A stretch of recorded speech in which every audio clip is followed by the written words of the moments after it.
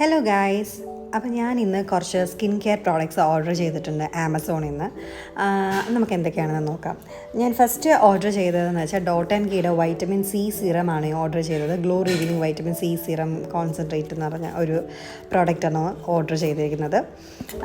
അതിനുശേഷം ഞാൻ എപ്പോഴും യൂസ് ചെയ്യാറുള്ള എൻ്റെ മോയ്സ്ചറൈസർ ക്രീമാണ്, ജോവിസിൻ്റെ ആണ് അത്. പിന്നെ ഞാൻ ഓർഡർ ചെയ്തിരിക്കുന്നത് ഇപ്പോൾ വൈറലായി പോയിരിക്കുന്ന ഇബായുടെ ബ്രൈറ്റ് ഗ്ലോ ടിൻറ്റഡ് സൺസ്ക്രീൻ സിറമാണ്, SPF 60 PA++ വരുന്നത്.